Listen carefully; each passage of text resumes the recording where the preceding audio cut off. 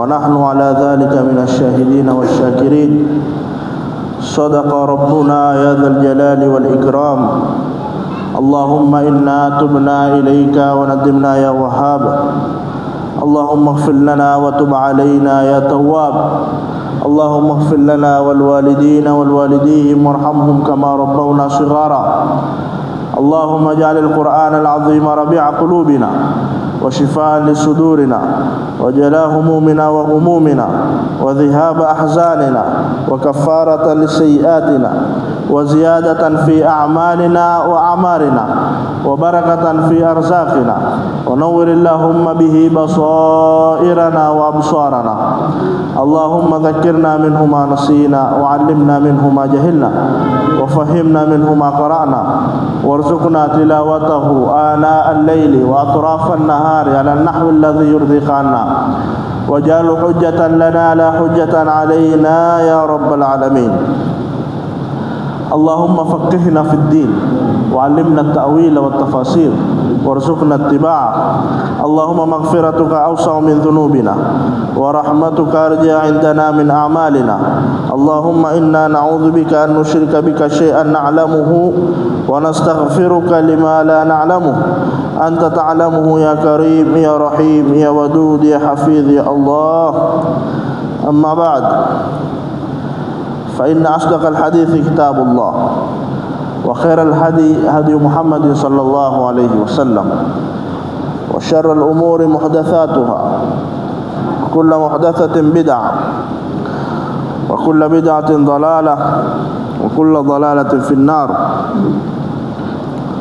أعوذ بالله من الشيطان الرجيم. يستفتونك قل الله يفتيكم في الكلالة إن امرؤ هلك ليس له ولد وله أخت فلها نصف ما ترك وهو يرثها إن لم يكن لها ولد فإن كانت اثنتين فلهما الثلثان مما ترك وإن كانوا إخوة رجالا ونساء فللذكر مثل حظ الأنثيين. يبين الله لكم أن تضلوا والله بكل شيء عليم.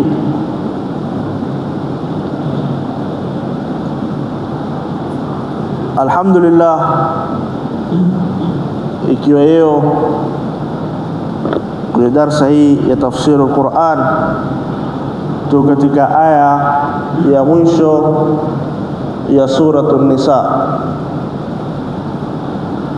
ambayo Mwenyezi Mungu Subhanahu wa Ta'ala sura hii ameeleza sana masala ya mirathi, somo la faraidh, na kajalia kwa mwanzo wa sura ameeleza mafungu, na mwisho wa sura hii aya ya mwisho amemalizia na kueleza masala hayo ya mafungu wenye kurithi katika mirathi. Na Mwenyezi Mungu Subhanahu wa Ta'ala tuambia, tukifasiri kwanza neno kwa neno na tukiangalia tafsiri ya Jalalaini, atuambia yastaftunak, wanakuomba uhukumu. Yastaftunak, wanakuomba uhukumu katika mambo gani? Jalalaini kwambia fil kalala, katika hiyo kalala. Qulillahu, nena kwa Mwenyezi Mungu. Qulillahu, nena Mwenyezi Mungu, yuftikum, atawapa ama anawapa nyinyi hukumu fil kalala, katika hiyo kalala. Kalala nini? Kalala ni neno la Kiarabu hili ambapo Qur'ani yote ni Kiarabu. Hata masahaba radhiallahu anhum akiwemo Sayyidina Umar bin Khattab alimuuliza Mtume sallallahu alaihi wasallam kuhusu al-kalala, maana yake nini. Tutaelezea kwa urefu mbele huku, lakini kwa ufupi ni kuwa ni mtu ambaye amekufa na hakumwata kijana wala baba. Ingawa kuna ikhtilafu, wengine wasema ni mtu amekufa ambaye hakumwata kijana lakini baba uko. Lakini kauli yenye nguvu ya jamhur wanaona kuwa ni mtu ambaye amekufa kwa hali kuwa hakumwata baba wala kijana wala mtoto. Sasa waulizwa hawa, hii waelezewa sasa kalala ni hali gani? Inimruun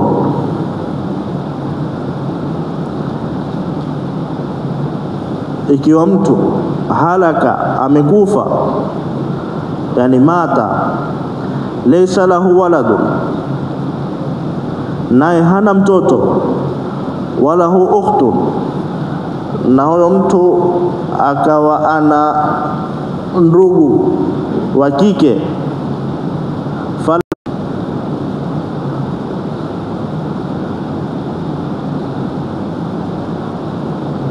na ndugu huyo wa kike akiwa ni ndugu kwa baba na mama au ni ndugu kwa baba, wa huwa yarithuha in lam yakun laha waladun, na pia yule alokufa ikiwa yeye ndio uko hai, alokufa ni ukhti, basi naye atamrithi yule dadake ndugu yake wa kike ikiwa hana kijana. Fa in kana tathnataini, wakiwa hao ndugu wa kike ni wawili, falahuma thuluthani mimma taraka, basi atarithi thuluthu mbili ya kilichoatwa. Wa in kanu ikhwatan, na wakiwa wenye kurithi hao ni ndugu wa kiume, rijalan, wakiwa ndugu wa kiume, wa nisaan, na ndugu wa kike, basi falidhakari mithlu hadhi al-unthayayn, basi watarithi, yani wameatwa ni ndugu wa kike na ndugu wa kiume, kilugha nyingine makaka na madada, basi watarithi kugawanya lidhakari mithlu hadhi al-unthayayn. Yubayyinu Allahu lakum, Mwenyezi Mungu Subhanahu wa Ta'ala amewabainishia, antadhillu, ili musipotee, wallahu bikulli shay'in alim, na Mwenyezi Mungu ni mjuzi wa kila kitu.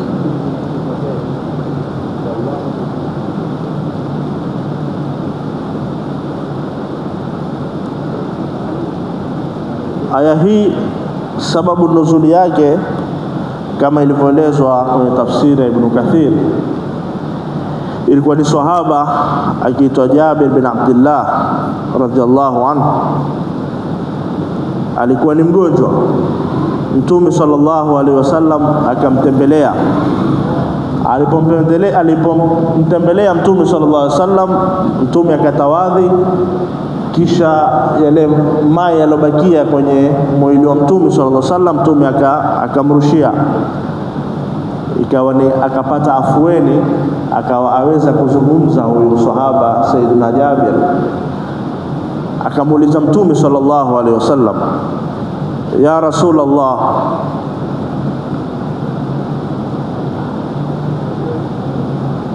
mimi sina baba, sina kijana,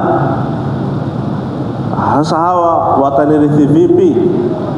Ndio ikateremshwa hii aya. Na riwaya nyingine ni kuwa Mtume sallallahu alaihi wasallam alimtembelea akiwa na Saidina Abu Bakar as-Siddiq radhiallahu anhu. Na pia sababu nuzuli nyingine yasemekana ni maswahaba walikuwa wakiliuliza sana swali hili kuhusu shani ya al-kalala, basi ikateremka hii aya kuwabainishia uhakika wa mambo na namna mtu atarithiwa kinamna gani. Na hii aya ndio aya ya mwisho ya suratul Nisa, lakini nayo pia iko riwaya, ikiwa haina nguvu ina nguvu, lakini iko riwaya kuwa ndio aya ya mwisho pia iliyoteremka. Kwa hiyo kwenye masala kuwa aya gani ya mwisho iliyoteremka kuna ikhtilafu nyingi sana, tofauti na kuwa ni aya za mwanzo zilizoteremshwa. Kwa mfano waambiwa kuwa sura ya kwanza iliyoteremshwa ni suratul Fatiha ambayo imeteremshwa kiukamilifu. Sura ambayo imeteremshwa kiukamilifu ni suratul Fatiha. aya ya kwanza ni aya gani iliyoteremshwa? Ni Iqra, ambayo ni kauli, hakuna ikhtilafu sana. Kisha baadaye kateremka ya ayyuhal muzammil ama ya ayyuhal mudaththir. Lakini sasa aya ya mwisho ni gani? Ndio ikhtilafu ni nyingi. Na kwa sababu yani, kwa sababu kila sahaba aliona kwa aya ile aliyosikia yeye mwisho ndio aya hiyo ya mwisho. Kwa mfano Mtume SAW ametoa aya, imeteremka wahi, akaisoma ile aya mbele za maswahaba, wale maswahaba waliokuwa pale wakaisikia ile aya. Baada ya hapo hawakusikia aya nyingine mpaka Mtume akafa. Sasa wao wakashika kwa aya mwisho iliyoteremshwa ni hii. Lakini hawayoi kuwa baadaye Mtume SAW iliteremshwa aya nyingine, Mtume akawasomea maswahaba wakati wao walikuwa hawako. Kwa hivyo ndio maswahaba radhiallahu anhum wakawa kuna ikhtilafu ya kuwa aya gani haswa ndio ya mwisho. Ndio wengine wakaenda kuwa ndio hii yastaftunak ndio ya mwisho. Wengine wakanena kuwa aya ya mwisho ni suratul Nasr, idha jaa nasrullahi wal fath. Ndio sura iliyoteremka kamili na ndio sura ya mwisho, ndio aya ya mwisho, idha jaa nasrullahi wal fath. ورأيت الناس يدخلون في دين الله أفواجا فسبح بحمد ربك واستغفره إنه كان توابا. Hata kuna kisa ya hii sura, Sayyidina Umar bin Khattab alipokuwa amir al-mu'minin, ilikuwa ana majlis ya masahaba wakubwa kutaka shura kwa wao, na likitokea jambo lolote wakielezana wakilitatua. Na katika majlis hayo ilikuwa pia akimruhusu Sayyidina Abdullah ibn Abbas radhiallahu anhu. Baadhi ya waliohudhuria wakaona sasa huyu kijana ni mdogo, kwa nini ahudhurie majlis haya? Sayyidina Umar akauliza swali, msemaje kuhusu suratul Nasr, idha jaa nasrullahi wal fath? Akamwambia ni sura ambayo ya furaha, ya kuonesha kwa Uislamu utapata nguvu, ya kuonesha kwa watu wataingia kwenye Uislamu, ya kuonesha utapata nusra. Maana nyingine, na maana ni hiyo. Akamuuliza Sayyidina Abdullah ibn Abbas,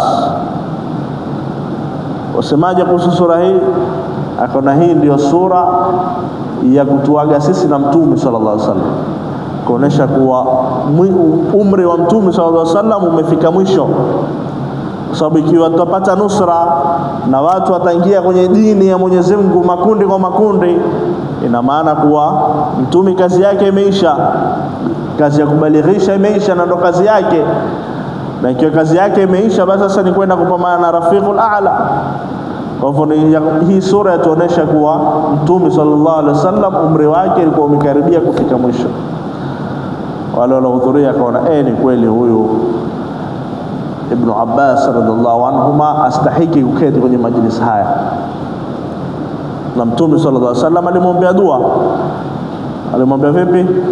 Allahumma faqihu fi din, mpe elimu ya dini, ajue dini kisawa sawa. Waalimhu ta'wila wa tafasir, na mfundishe ta'wil na tafsiri ya Qur'ani. Ndio Sayyidina Abdullah ibn Abbas akaitwa hibru hadhihi al-umma. Kwa hivyo aya nyingine ambayo imekuja kuwa ndio aya ya mwisho iliyoteremshwa ni al-yawma akmaltu lakum dinakum. Aya nyingine wattaqu yawman turja'una fihi ila Allah. Na hii wattaqu yawman turja'una fihi ila Allah ndio yenye nguvu zaidi, kwa hii ndio aya ya mwisho ambayo iliteremshwa. Kwa maneno ya Al-Hafidh Ibn Hajar Al-Asqalani, ule mwenye Fathul Bari sharh ya Bukhari, amenena kuwa wanazuoni wingi wasema kuwa aya ya mwisho iliyoteremshwa ni hii wattaqu yawman turja'una fihi ila Allah. Tayeb, sasa Mwenyezi Mungu Subhanahu wa Ta'ala atuambia yastaftunaka kulillahu yuftikum fil kalala, wa kuomba hukumu, wanakuomba hukumu sema Mwenyezi Mungu atawapa hukumu juu ya kalala. Al-kalala kama tulivyonena kuwa ni mtu ambaye amekufa na hakuwata kijana wala baba. Na Sayyidina Umar bin Khattab radhiallahu anhu anena kuwa thalathun udittu anna Rasulullah sallallahu alaihi wasallam kana ahida ilaina fihinna ahadan nantahi ilayhi, kana aljaddu wal kalala wa abwabu min abwabi riba. Natamani kuwa Mtume sallallahu alaihi wasallam angeeleza paka nikafahamu mimi masala matatu haya: masala ya urithi wa babu, na masala ya alkalala, na masala ya milango katika milango ya riba. Na hili halishangazi kuwa basi Saidna Umar silikuwa ni Mwarabu katika maswahaba, huwa yeye basi iwe maneno ya Kiarabu na ya Qur'ani hakufahamu, na maswahaba walitatizika kuhusu alkalala. Naam, Qur'ani ni Kiarabu na iliteremshwa kwa Waarabu, lakini Qur'ani ilivyokuwa ni faswaha zaidi ya wao, mpaka wa maneno mengine ya Kiarabu ya wapiga chenga. Qur'ani ni Kiarabu, lakini kwa maneno mengine yakawa mpaka ni mazito kwa wao kuyafahamu Waarabu. Kwa mfano, Mtume sallallahu alaihi wasallam alipokuwa Makka alikuwa akiwasomea Qur'ani wale wasiokuwa Waislamu. Wale wasiokuwa Waislamu wakikusanyana kuangalia kasoro ndani ya Qur'an. Na mpaka sasa kunao watu ambao kete wakiangalia kasoro ndani ya Qur'an na wala hawapati kasoro yote, au watu mustashriqun, watu ambao wasoma Qur'an. Utasikia mtu ni profesa wa fiqh lakini si Muislamu. Utasikia mtu ni profesa wa tarehe ya Kiislamu na yeye mwenyewe si Muislamu. Sasa husoma ule Uislamu, wakaangalia zile kasoro, kisha hawapati kasoro zozote, basi wakaangalia tu jambo ambalo Waislamu hawalifahamu uzuri, wakalishika wakalitatiza yao, ikawa tena huuliza ni maswali ya kutatiza watu. Kwa hivyo wakati wa Mtume sallallahu alaihi wasallam waliketi wale watu ambao ni mabingwa wa lugha ya Kiarabu, wakamwambia Muhammad, kuna maneno ndani ya Qur'ani si Kiarabu, hii Qur'ani si faswaha. Mtume akamwambia maneno gani?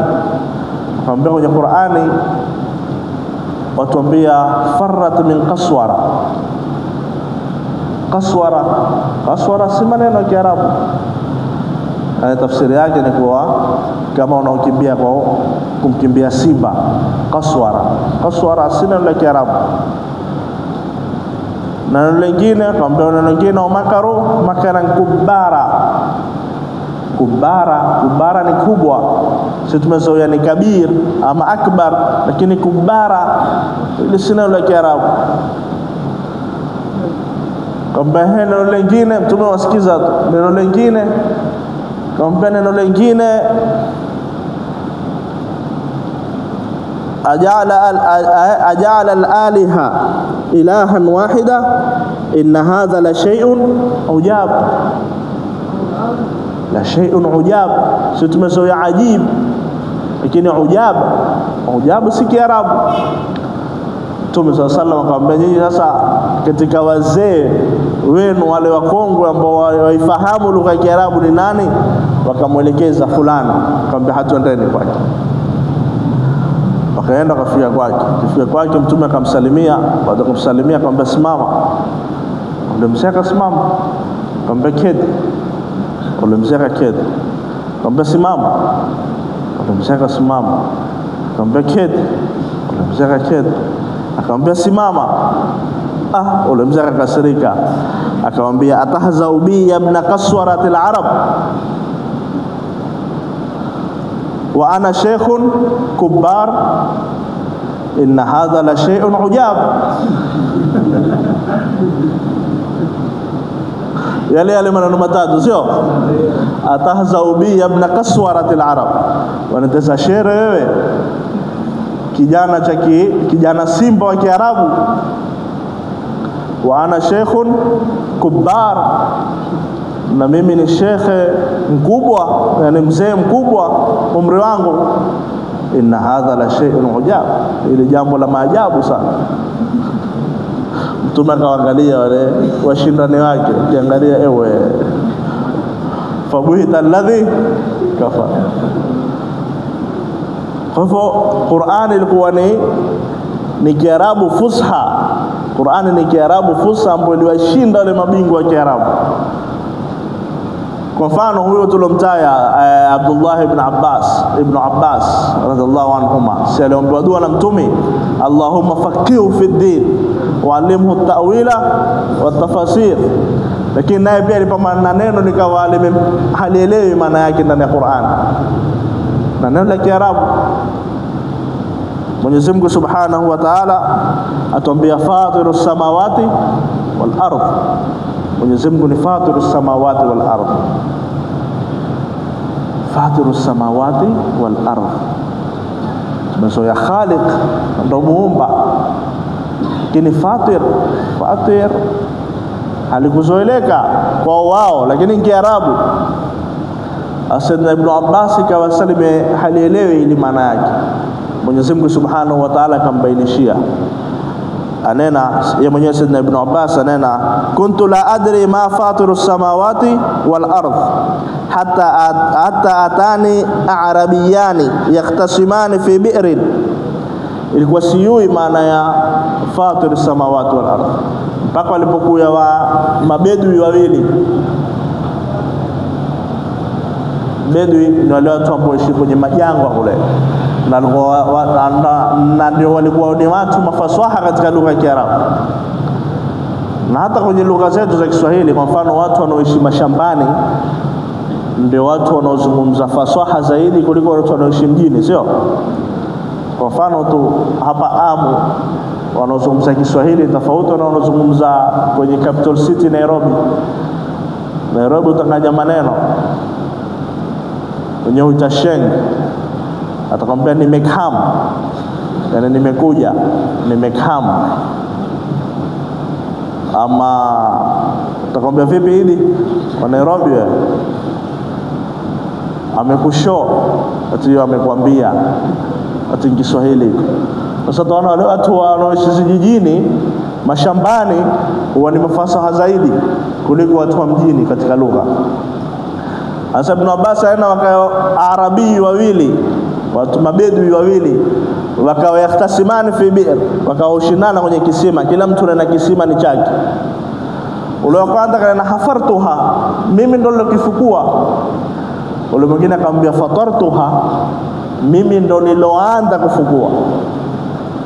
Kwa fatirus samawati wal ardhi, Mwenyezi Mungu ndo aloanza kuumba, na kabla yake ilikuwa hakuna hizo zitu, na kabla yake ilikuwa hakuna muumbaji. Yeye ndio wa mwanzo, kuna mwanzo kabisa. Sasa hukumu ikatokea kwa basi huyu aloanza kufukua, huyo na ana fatartuha, ndio haki yake ikisima, kwa sababu yeye ndo aloanza kufukua. Wewe ukie kisima kishaanza kufukuliwa, kaendeleza tu, yani kuendeleza kitu wakati huyu ncha nani.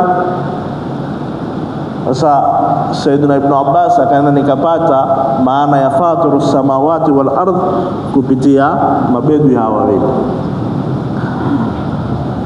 Kwa hivyo Qur'ani ilikuwa inayo maneno ya Kiarabu, lakini kwa ni magumu baadhi yao kwa Waarabu walikuwa wakati wa Mtume sallallahu alaihi wasallam. Na Mtume sallallahu alaihi wasallam ilikuwa akiteremshwa wahi, sio kuwa alikuwa akifasiri kama zitabu hizi za tafsiri ambazo ziko tafsiri Tabarani, tafsiri Qurtubi, Ibn Kathiri. Mtume sallam ilikuwa akieleza Qur'ani kwa zitendo zake na akieleza Qur'ani kwa maneno yake, lakini sio kwa aliketi na maswahaba kwa tafsiria aya baada ya aya, isipokuwa tu baadhi ya aya ambazo zilikuwa zikiwatatiza, basi Mtume sallam ilikuwa akiwaeleza. Kwa mfano ghairul maghdubi alayhim waladdallin, ghairul maghdubi alayhim, usitufanye wale walokasirikiwa. Walokasirikiwa ni nani? Tumekwambia al-yahud. Waladdallin, ad-dallin ni nani? Kwambia an-nasara. wa'iddu lahum mastata'tum, na mpambane na wao kwa kile kiwango ambacho mnachokiweza, min quwwa, katika nguvu. Quwwa nini? Mtume sallam akamwambia, la innal quwwata arrami, jueni kwa alquwa ilotajwa hapa, nguvu ilotajwa hapa ni kuatilia zembe. Sasa baadhi ya aya Mtume sallallahu alaihi wasallam akiwa tafsiria. Sasa maswahaba radhiallahu anhum wakapokea kwa Mtume sallallahu alaihi wasallam, kisha sawakaya tabi'in, tabi'in ndo akaona sasa, ndio kaanza kutunga kitabu za tafsiri, kuona kwa dharura hizi tafsiri ambazo tumezipokea kwa maswahaba na tabi'in zitaandikwa na walokuya ambao watakuya baadaye watayua tafsiri zake. Na hili ndio jambo la muhimu sana. Hakuna jambo la muhimu kama watu kuandika zitu ambazo wamezipokea. Mfano tu tarehe yetu huku ya Uswahilini, huku Sahil, Sharqi Afrika, kulitokea mambo mingi sana, lakini malasaf hayakuandikwa. Watu wanaenda kuwa, yani riwaya tu zilizopokewa ni kwa huku Sahil kulikuwa hai watu wakiishi kutoka wakati wa Nabii Suleiman alayhi salam. Ufalme wake ulikuwa mpaka huko Sahil ya Sharqi Afrika, watu wakiishi kutoka zama hizo. Kila kama kungekuwa na zitabu zimeandikwa kwa urefu na kwa maelezo mazuri, lakini yaloandikwa ni machache sana kuliko yale ambayo hayakuandikwa. Kwa hakuna kitu kizuri kama watu kuandika tarehe zao na jambo ambalo umelipata la faida, utaliandika. Chochote unachokiandika kitabakia, chochote ambacho utakiandika kitabakia. Baada ya miaka 5 ukishika madaftari yako kufungua dhamba na zito, utashangaa kumbe hiki ndio ukisoma miaka 5 iliyopita. Lakini bila kuandika, basi zitapita, itakuwa ni masomo wayasoma, baada ya muda umeyasahau, wapokea mengine.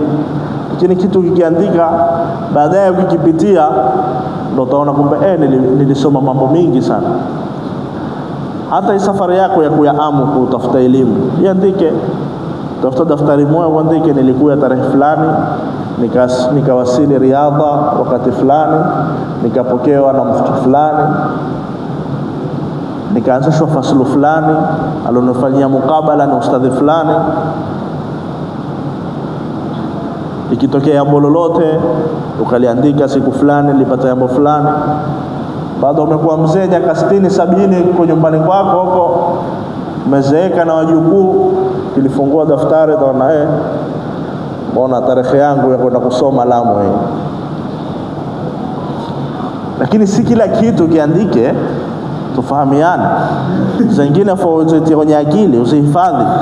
Si kila kitu uandike, kila kitu uandike, utakuwa mzivu wa kuhifadhi pia. Zingine zitakuhifadhiwa. Usiwe kama wale wanakijiji kila kitu wao wakiandika. Akaenda mwanachuoni kwenye kwa kijiji,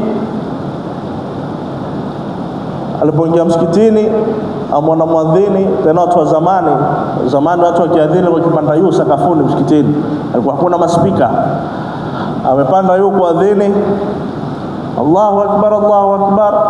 Ule mgeni kaanza kumwangalia nani anaadhini, akaenda kuangalia fulani. Lakini muona ameshika karatasi, Allahu akbar, Allahu akbar, ashhadu an la ilaha illa Allah. Mara upepo umepita, karatasi imeruka. Dara kertas, karatasi imeruka.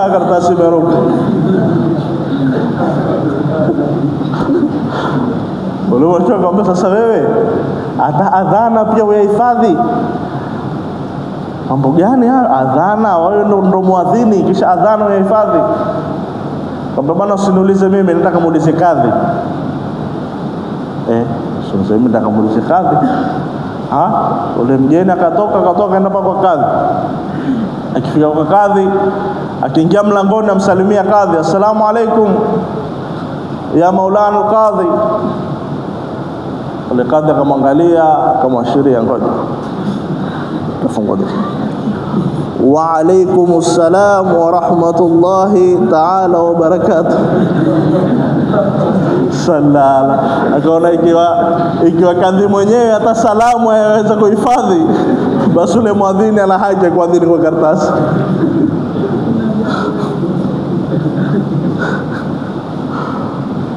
Tayeb, inimru'un halaka, kiwa mtu halaka yani mata, amekufa, yubayinu Allahu inimru'un halaka laysa lahu waladun, na hana mtoto ule alokufa. Sasa ndio hiyo alkalala, mtu amekufa hakumwata mtoto. Walahu ukhtun, na ikiwa naye ukhtu, falaha nisfu ma tarak, basi atachukua ule ukhtu, atachukua nusu ya alichokiata. Sasa sisi tumesema alkalala ni mtu ambaye amekufa hakumwata baba wala kijana, sio? Lakini hapa kwenye aya imetoa laysa lahu waladun, hana kijana. Walidun ni wapi? Waladun ni kijana. Walidun ni wapi? Mbona haikutajwa? Sasa walidun imetajwa hapo. Walahu ukhtun falaha nisfu ma tarak, anaye dada, basi dada atachukua nusu. Ikiwa dada ataweza kuchukua nusu, ina maana baba hako. Lau kama baba uko, ingekuwa ni mahjuba huyo, ukhtu angezibwa na baba, sio? Si baba humziba ukhtu, walosoma faraid marhala mutawasita na thanawia.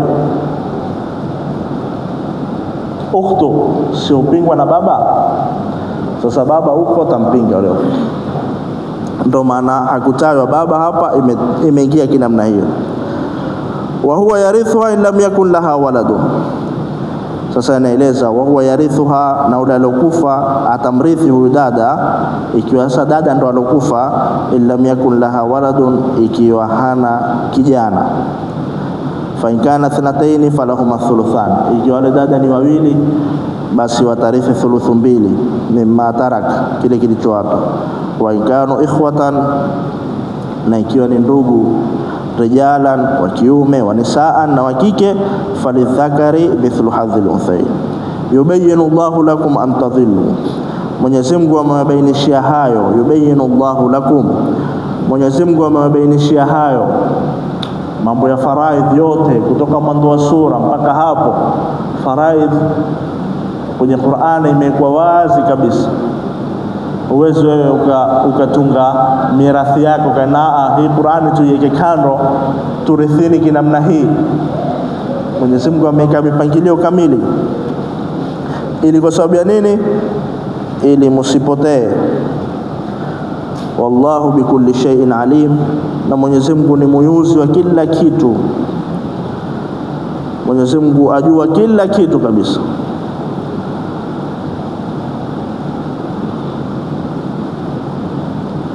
Sasa somo hili la mirathi ni somo ambalo la muhimu sana, na masala haya ya mirathi haya ni masala ambayo Uislamu imeweka kipaumbele sana, haswa katika kuwatetea wanawake. Tofauti na wale wanaodai kuwa mirathi katika Uislamu huwakandamiza wanawake, bali mirathi kwenye Uislamu zaidi ya kipaumbele cha wanawake. Kwa sababu kabla ya Mtume sallallahu alaihi wasallam kutumilizwa, ilikuwa mwanamke harithi wakati wa jahiliya. Mwanamke ilikuwa harithi kabisa, na hoja yao kwa kinena kwa wenye kurithi ni wale wenye kushika silaha na wenye kuweka kitu kwenye nyumba, yaani wanaenda kufanya kazi na kuweza kushika silaha kwenda kupigana kwenye mapambano. Sasa mwanamke ukizie tu kwenye nyumba, ya nini arithi? Kwa hivyo Waarabu wakati wa jahiliya ilikuwa mwanamke harithi kabisa, bali na wengine wakapitisha na mipaka, wakanena kuwa afarithiwe haswa, yani mwanamke arithiwe kama kitu. Mtu amekufa tahesabiwa ana mashamba, ana farasi, ana ngamia, ana mke amemwacha. Kwa hivyo farasi, ngamia na mke zitarithiwa zote. Asa Mtume sallallahu alaihi wasallam alipotumilizwa, alipokuwa akawa pia ni katika kutetea haki za wanawake. Ikawa mtu mwanzo ni masala ya wasia, mtu kuandika wasia, aruhusiwa pia kuandika wasia ya kijana chake cha kike atukue mali. Kisha ndo zikateremka aya, na aya ziloteremka zikateremka katika suratul Nisa, sura ya wanawake, na aya ya mwanzo iliyoteremka ikawa yabainisha kuwa mwanamke pia arithi. Suratul Nisa aya 7, Mwenyezi Mungu atuambia lirijali nasibu mimma taraka alwalidani wal aqrabun, lirijali nasibu mimma taraka alwalidani wal aqrabun walinnisa'i nasibu mimma taraka alwalidani wal aqrabun. Angalia Mwenyezi Mungu ameibainisha wazi wazi kabisa, kwa sababu kusiwe na tatizo. Hii aya ingeenda lirijali walinnisa'i, kisha kaendelea ni wanaume na wanawake, lakini lirijali nasibu mimma taraka alwalidani wal aqrabun. Kisha karudia tena hivyo hivyo walinnisa'i nasibu mimma taraka alwalidani wal aqrabun. Kuna shawazi, kuna wanaume na kuna wanawake, na wote warithi.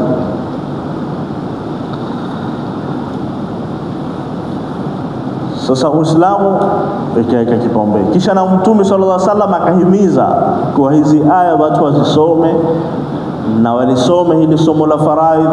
Mtume akatuambia ta'allamul faraidha wa'allimuhu an-nas, someni faraidh. Na kuitwa faraidh fardhu, mafungu haya, mafungu ya nusu. Kuna fungu la nusu, kuna fungu la robo, kuna fungu la sudus, kuna fungu la thuluth, kuna fungu la thuluthani, kuna fungu la thumun. Mafungu hayo ya kurithiwa ndio faraidh. Wa'allimuhu an-nas, na mwafundishe watu, fa innahu nisfu al-ilm, kwa sababu faraidh ni nusu ya elimu. Yani elimu iliyoko ulimwenguni kwenye maisha ya mwanadamu, nusu yake ni faraidh. Wa huwa awwalu shay'in yunza'u min ummati, na ndio kitu cha kwanza kabisa ambacho kitapotea kwa ummati wangu. Kwa nini Mtume sallallahu alaihi wasallam akaenda nisfu al-ilm, ni nusu ya elimu? Kwa sababu maisha ya mwanadamu ni hapa duniani na akhera. Kwa hivyo namna utakavyoishi hapa duniani ni elimu zote umezipata hizo. Elimu tofauti zote zikusanywa ni nusu. Pindi ukifa sasa, elimu ya faraidh ndio yatumika. Ndio ukifa umeingia kwenye maisha ya akhera, na ndio elimu ya faraidh yatumika. Ndio inaitwa nisfu al-ilm, nusu ya elimu. Na Mtume sallallahu alaihi wasallam kuwa ndio jambo la kwanza, elimu ya kwanza itapotea kwa watu. Itapotea kinamna gani? Watu watakuwa hawajui, watu watakuwa wajua, lakini hawaifuatilii na hawaitekelezi namna inavyotakikana. Hata mtu atakuwa yua urithi, huyu apate hiki, huyu apate hiki, huyu apate hiki, lakini hawatekelezi. Watu wadhulumiana katika masala ya kurithi.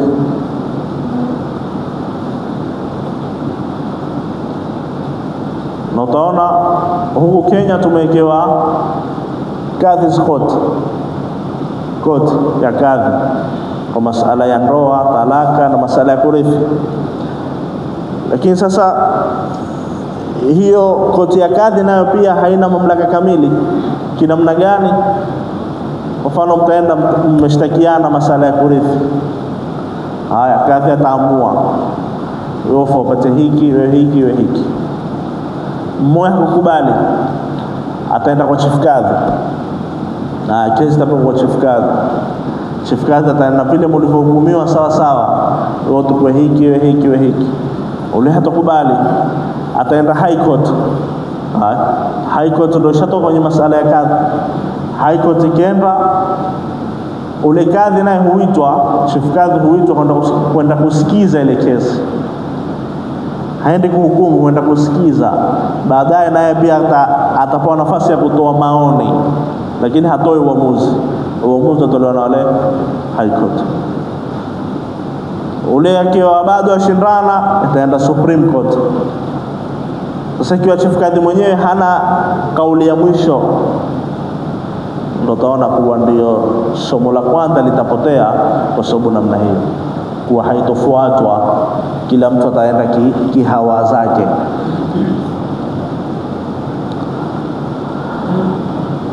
Na ndio Mtume sallallahu alaihi wasallam akamtaya sahaba ambaye ndio alikuwa aywa zaidi masala faraid, Zaid bin Thabit.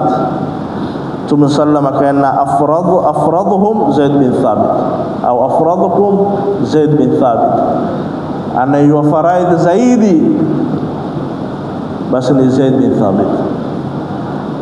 Na namna hii ndio maswahaba ndio walivyo, kila sahaba amshinda mwendani wake kwa kitu kadhaa, sababu watu hawafanani.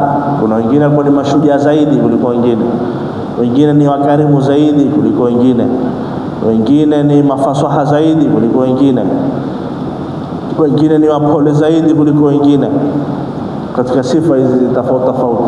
Lakini kwenye sifa ya ukweli, sifa ya uaminifu, wote walikuwa daraja moja, wote walikuwa ni wakweli na ni waaminifu.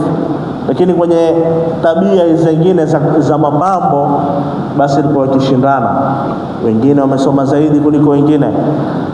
Hata tuambiwa arafu ummati bi ummati Abu Bakar, tumeana mpole zaidi, mwenye huruma zaidi, mwenye huruma zaidi katika ummati wangu ni Abu Bakar.